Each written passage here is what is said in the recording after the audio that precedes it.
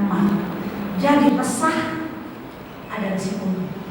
Apa kata Allah kepada Aisyah dan Hafsah di ayat yang keempat ya, yang intatuba ilallah faqad sabat qulubuhuma, ya kan?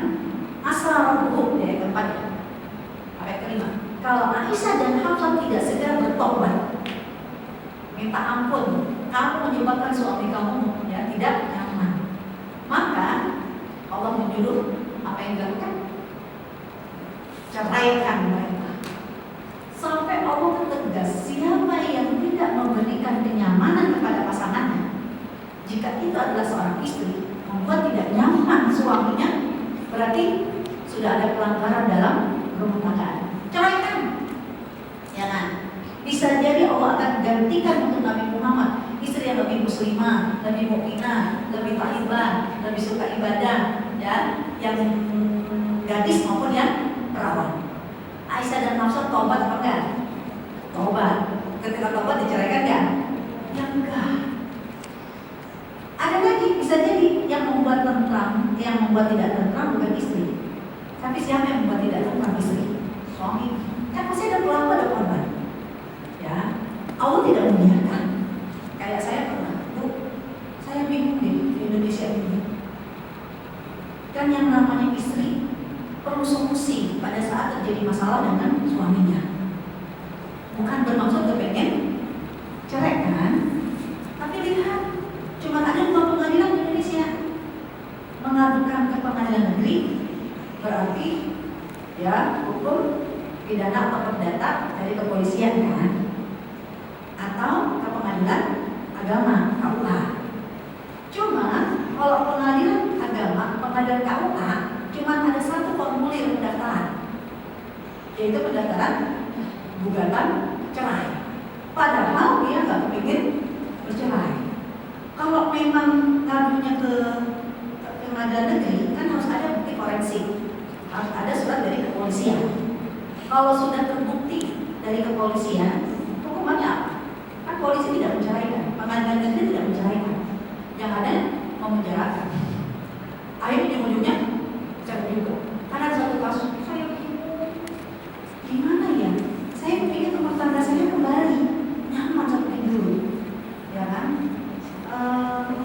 Saya coba mau ke pihak kepolisian, ya kan? Jadi dia coba pengacara lah nanti gitu, ke pengacara, tapi pengacara negeri, pengacara bukan pengacara agama.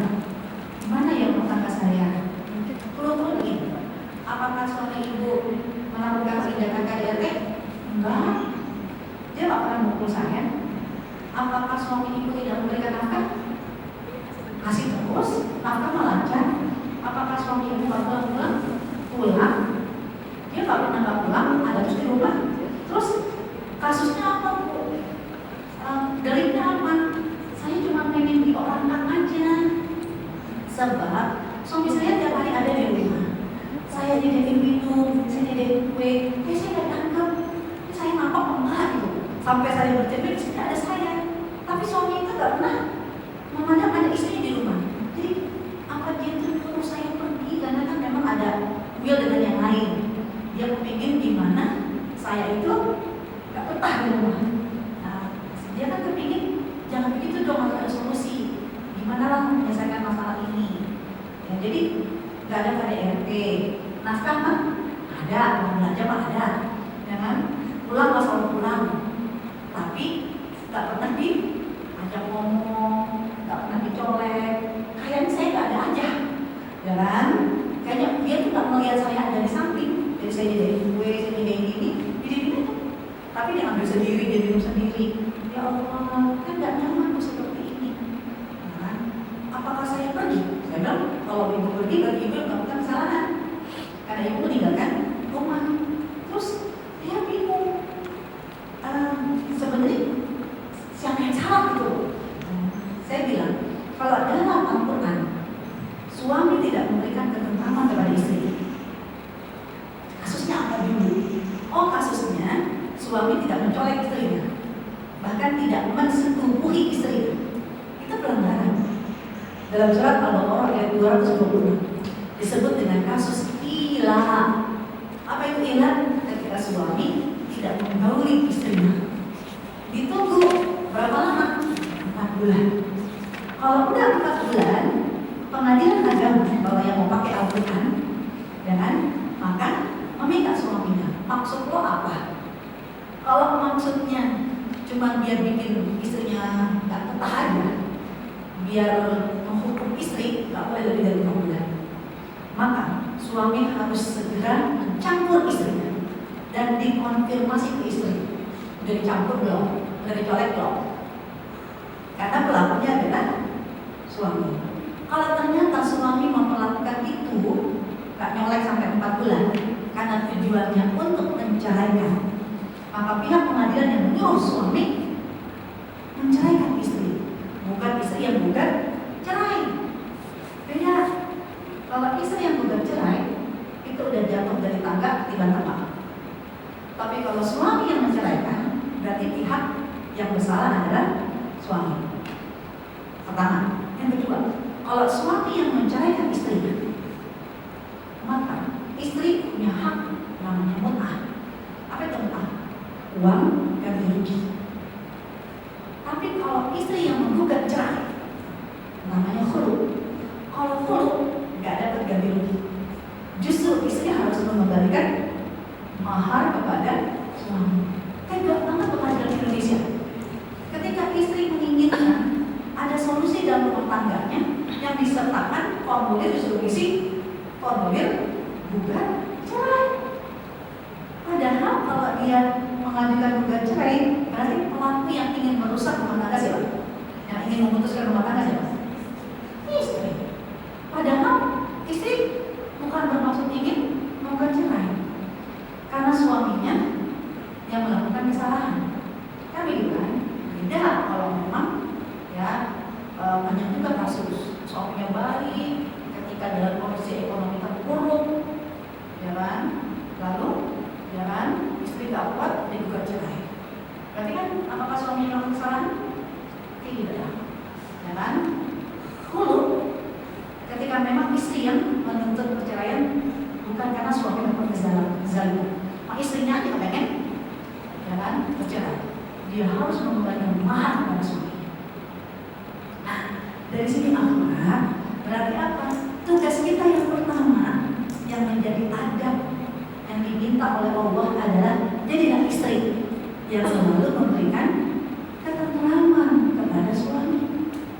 Apa yang dilakukan oleh Nabi Ibrahim alaihissalam agar istrinya merasa nyaman dengan suami, suaminya merasa nyaman dengan istri, orang tua nyaman dengan anak, anak nyaman dengan orang tua.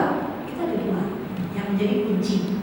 Yang pertama, adabnya adalah biasakan budaya ya husnuzon.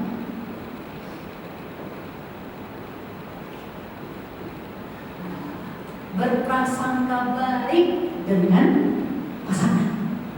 Tolong, kalau sudah diawali dengan suzon, yang ada ribut dulu, ya.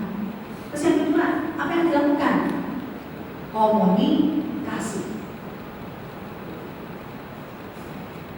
Yang ketiga, apa yang dilakukan? Jangan membuat komitmen.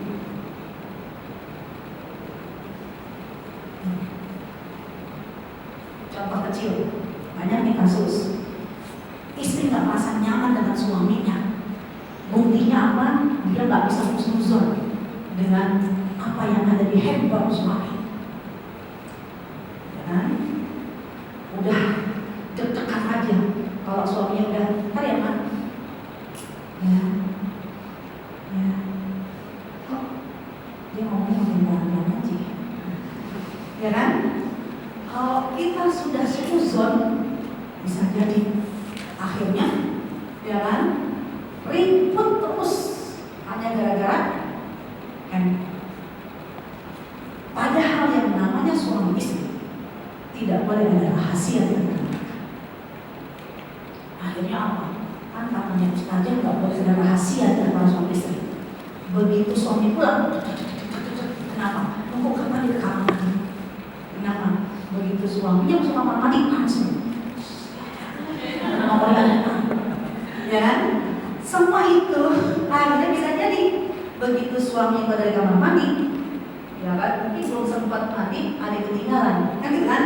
Kan mau nggak mau keluar, kemudian istrinya lagi otak-atik. Diam saja diri. Ngapain kamu? Kata ustazah nggak boleh ada rahasia di antara kita. Mana kamu teman ustazahnya? Berani-beraninya ya dengan pengajian. Gara-gara ngaji, istri sudah sombong sama suaminya. Kan ada yang salah dari masalah ini. Kenapa diawali dengan tidak husnuzon, suuzon dulu.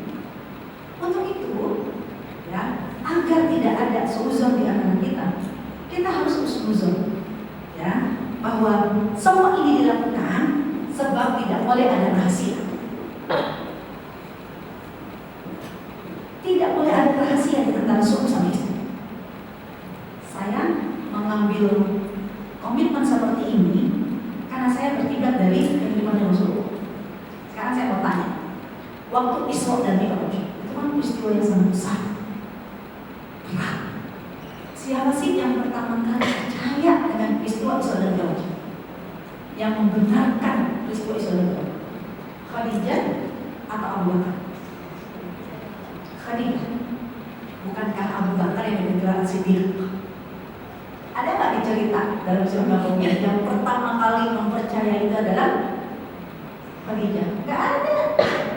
Isra Mi'raj itu kan yang perintah 5 waktu semua. Yang Rasulullah Isra perjalanan malam dari Masjidil Haram ke Aqsa langsung ke Arsy Allah. Yang percaya bukan Khadijah, tapi yang pertama kali mempercayai adalah Abu Bakar. Pertanyaan, kemana Khadijah? Kenapa Khadijah tidak diajak ngomong sama Rasul?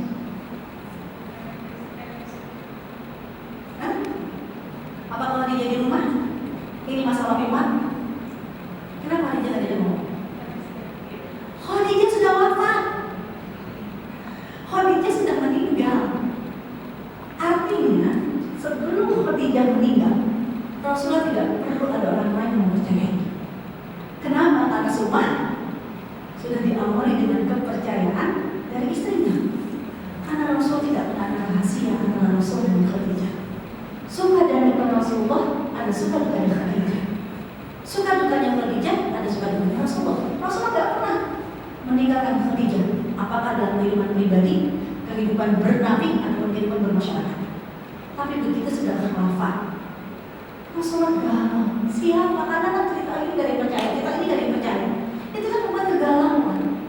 Sampai akhirnya Allah hadirkan ada sahabat. Kan begitu kan? Jadi ketika Rasulullah bercerita kepada Abu Bakar, karena Rasulullah tidak ada lagi istrinya. Selama ada istri, Rasulullah ngomong ayat-ayat. Kan begitu kan?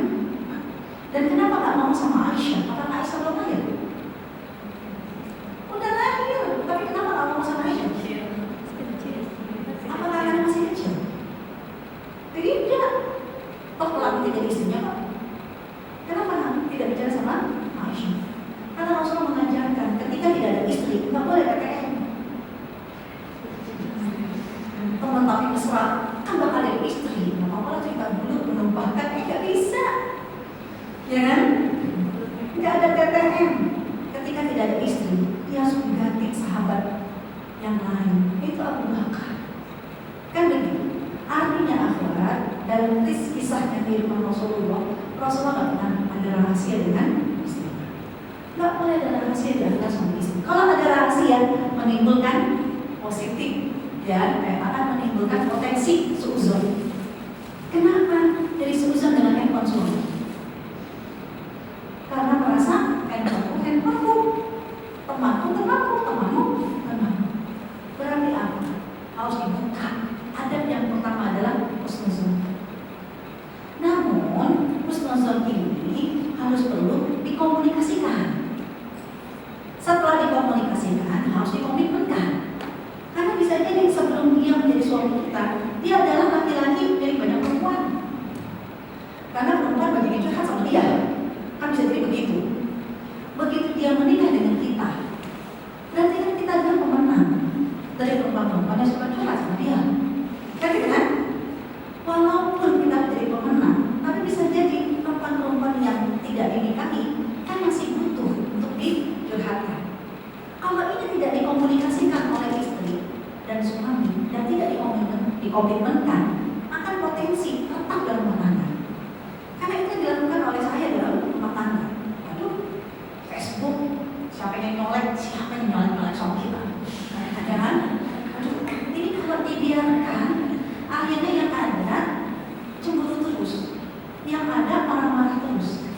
Karena pernah suatu kali suami saya mengatakan, semakin dia pulang, ini sensor makin kencang.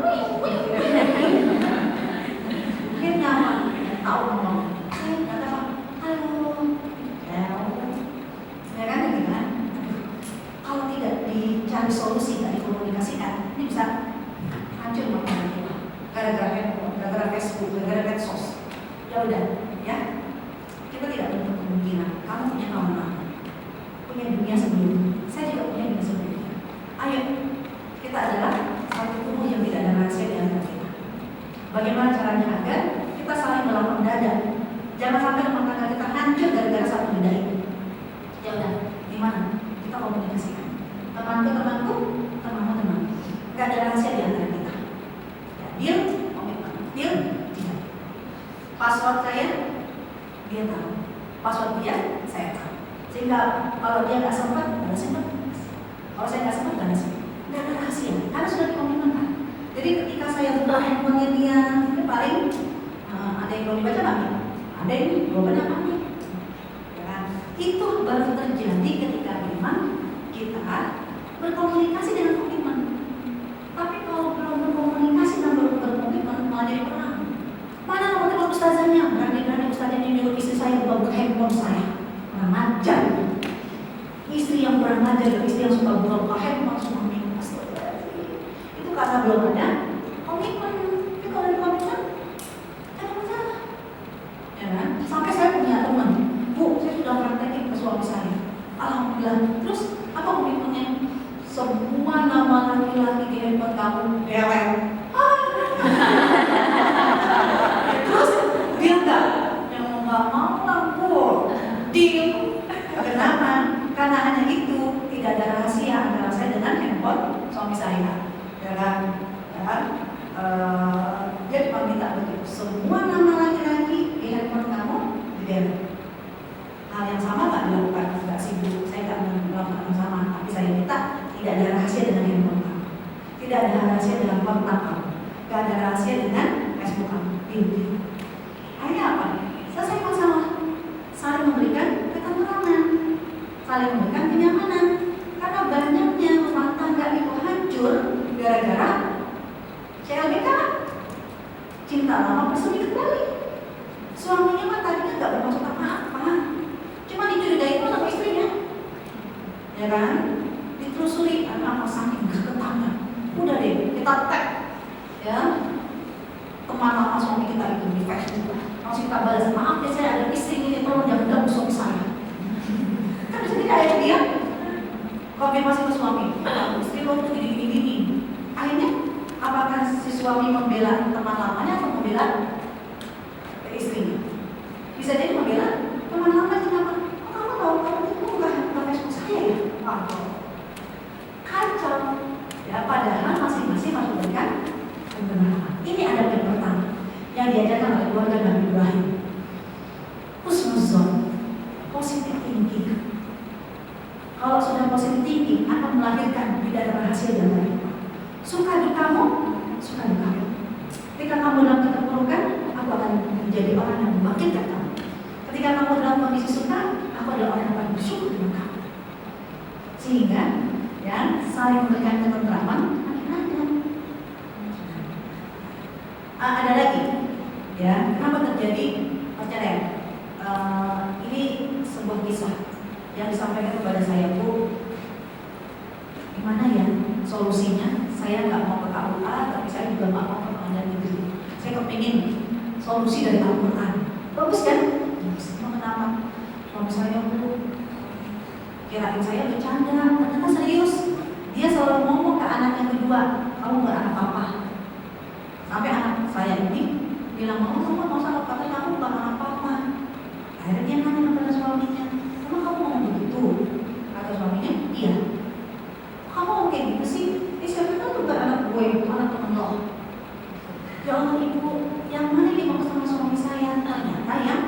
biasa ditebengin sama si istri kalau kerja ke kantor. Emangnya suka nebeng? Bu, yang ngajak saya untuk bareng ini, yang nelfonin orang baik bu. Dia nolong saya bukan karena apa-apa, dia benar-benar murni untuk ngurangin kos kamu. Karena kasihan kamu harus membiayai anak kamu, suami kamu kan udah gak kerja. Jadi teman saya baik banget ibu, tapi dicurigai kayak begitu gimana masih sakit hati, ya kan? Kalau saya pikir ibu gimana solusi dalam Al-Quran? Aduh, saya bilang, gimana deh? Solusinya kekeluargaan aja. Enggak, saya pengen dari Al-Quran. Ya udah nih baca surat An-Nur ayat 6 sampai ke 11. Ya saya kasih. Baca terjemahnya aja. Begitu udah selesai, udah baca, udah. Gimana hasilnya? Paham? Enggak. Saya bilang, suami yang tidak percaya, yang tidak mengakui putranya, berarti sama saja menuduh istrinya berzina. Dalam kasus itu namanya kasus li'an, dia harus sumpah 4 kali. Apa kata suami? Demi Allah, saya ya benar kamu berzina, larang Allah untuk kamu. Dibalas sama istri, demi Allah saya benar saya tak pernah berzina, larang Allah untuk kamu. Itu sampai 4 kali main latak-latakan. Yang kelima, wal khamisah. Yang kelima dia dari makna semua. Kalau ternyata suami saya salah, anak saya laknat, balik ke aku. Sama istri juga mungkin. Gak cuma itu saya bilang. Setelah ini tidak ada lagi rumah suami istri. Sudah diputus, talak, langsung talak 3. Gak ada rujuk kecuali istri nikah dulu lalu bercerai. Gak cuma itu, hubungan nasab antara anak sama bapak yang tidak diakui anaknya maka putus. Kok kata dia, bu, kok sama banget? Ada kekeluargaan aja. Nah saya tanya, apa sih penyebabnya? Ini tidak tentram. Karena suami merasa tidak tentram, ya pasti sedang sama dia istri, naik motornya sama orang lain. Begitu Sabtu Minggu bisa jadi sama suami, udah mulai deh, ya kan, membanding-bandingkan. Hati-hati. Kalau ternyata suami udah mulai membanding-bandingkan, Sabtu Minggu nganterin kita, ini makan nih udah berperang, bau, bawaannya banyak, begitu turun, nyuruh suami ikut nempel. Beda banget tuh sama si itu. Kalau nempel udah ringan, harum. Begitu ada polisi tidur, nggak ngerem. Kalau istri diapain suaminya? Kalau juga diapain? Cubit dan mana sih? Pelan-pelan dong.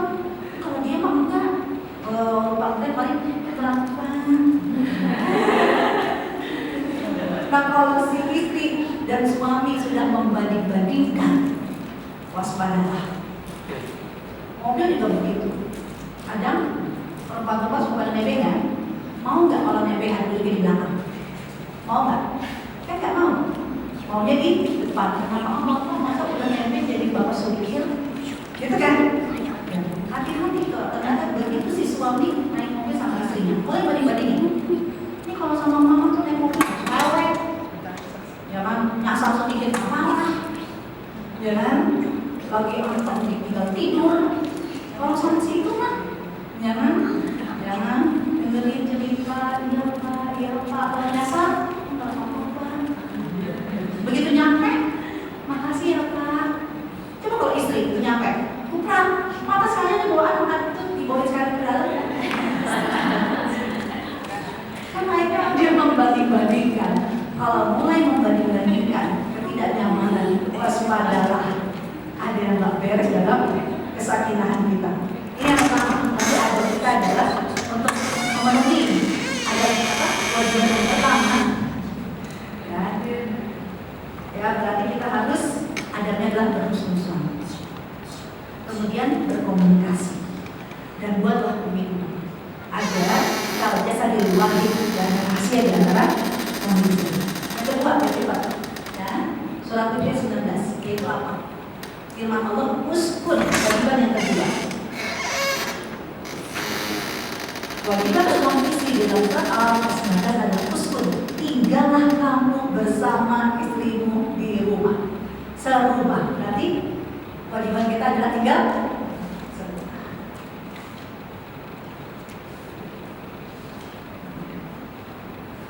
tinggal serumah untuk saling melayani. Suami melayani istri, istri melayani suami. Ketika dipisahkan dari pekerjaan, ya Allah suami saya diutus ke sana, ditugasin ke sana, jangan pernah merasa di zona aman. Alhamdulillah, masih ada masalah, hati-hati. Dia harus merasa di zona tidak aman. Kenapa? Ya Allah, kan kewajiban aku harus tinggal bersama dengan suamiku, agar aku bisa melayani dia, agar aku bisa menyiapkan semua yang dia butuhkan. Ya Allah, ternyata pekerjaan memisahkan aku. Karena kondisi keterpaksaan, ya Allah, aku mohon ampun ya Allah, sehingga aku tidak bisa menjadi istri yang baik. Untuk itu ya Allah, aku mohon kepadamu, jagalah suamiku, jagalah hati suamiku, jagalah pendengaran suamiku, jagalah penglihatan suamiku, agar dimanapun dia berada, engkau menjaganya. Itu kalau orang merasa di zona tidak aman, karena dia merasa was-was, ya Allah, harusnya aku melayani, dia dimakannya bagaimana. Kalau dia merasa di zona tidak aman, berarti dia merasa ada kondisi lemah. Dia butuh Allah. Coba kalau orang yang merasa di zona aman, suaminya mana? Suaminya kan dia dinas di luar kota, ya kan, lagi ditugasin di sana. Terus gimana? Beriman aja. Maka hanya cari yang lain makanan. Ketika merasa di zona yang aman, dia merasa tidak bersalah sebagai seorang istri. Harusnya istri itu sama suami serumah untuk saling melayani, saling memberikan perlengkapan. Dia merasa tidak bersalah. Dia merasa di zona yang aman. Waspadalah. Siap-siap nanti kalau Allah sentil rumah tangganya. Ya kan? Karena kadang istri kenapa nggak mau tinggal semua sama suaminya? Pilihannya anak-anak. Saya sering begitu. Bu, kasihan anak. Kalau karena kasihan anak, mindset Anda salah. Anak dari umur 10 tahun udah harus dipisahkan sama ibunya. Kan? Umur 10 tahun kan anak harus dipisahkan sama ibunya dari tempat tidur. Udah harus mandiri. Tapi yang namanya suami, sejak menjadi suami kita, boleh nggak pisah rumah? Harus ditempel terus. Mindset Anda salah. Ya kan? Memprioritaskan anak untuk didampingi, sehingga membiarkan suaminya dalam kesendirian. Salah. Karena yang namanya anak harus mandiri, yang namanya suami nggak boleh. Ya, bahkan ketika suami mengucapkan kata talak, cerai, apakah boleh pisah rumah? Enggak. Ya, maka harus tetap tinggal semua selama 3 bulan. Kalau satu rumah, ada kalanya tinggal di rumah mertua, rumahnya cuma sekamar. Walaupun dalam kondisi ribut, boleh nggak keluar dari kamar? Nggak boleh. Saya sama suami saya komitmen kayak gini. Yang namanya rumah tangga masih ada masalah. Apapun masalah, jangan pernah tinggalkan kamar ini. Kenapa? Disinilah ya kan letak.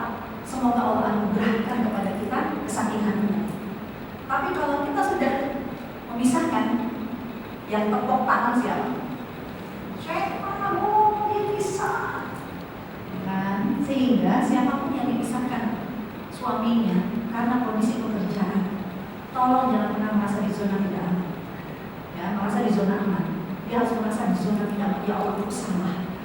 Ya Allah, aku harusnya menjadi istri yang baik. Aku harus menemani istri suamiku. Ya Allah, tapi karena kondisi, ya Allah, aku harus bekerja di sini suami. Kan ada salahnya bukan karena nggak mau nemenin, ya kan? Karena memang kondisi tidak mungkin. Maka apa? Posisi yang buruk kita adalah orang yang bersalah. Kita mau sama suami, ya Allah, maafin saya ya. Kenapa saya tidak bisa menjadi istri yang baik? Ya kan? Saya tidak bisa melayani mama karena memang kondisi kezaliman yang ada pada diri kita. Ya kan? Ketika masing-masing merasa bersalah, berarti mereka butuh Allah. Masing-masing berdoa kepada Allah. Suami juga begitu. Ya Allah, aku titipkan istri, aku titipkan anak padamu. Kita juga begitu. Ya Allah, aku titipkan hati suamiku, jangan berpindah kepada hati orang. Aku titipkan telinga suamiku, jangan sampai dia mendengar kata-kata yang tidak baik. Aku titipkan mata suamiku, agar dia tidak bisa melihat kecuali yang lagi ibadah. Yang ketiga, wajibannya apa lagi? Ini masih ada hubungan, yaitu dalam ilmu tajwid, yaitu tanda sukun. Yang namanya tanda sukun, kan sakinah itu kalau dari ilmu tajwid kan berarti tanda sukun. Apa sih tanda sukun? Kan sakinah yang pertama tenang kepadanya, sakinah yang kedua tinggal summa. Berarti kan adabnya ketika tinggal summa kita harus melayani kebutuhan summa ketika itu. Nah, sedangkan makna yang ketiga kewajiban sakinah adalah kalau kita ada sukun. Yang namanya sukun satu huruf atau dua huruf. Biasanya tanda sukun diletakkan untuk satu huruf saja atau harus dua huruf. Misalnya insya Allah. Nah, alif nun kan yang disukunkan. Seperti itulah dalam rumah tangga.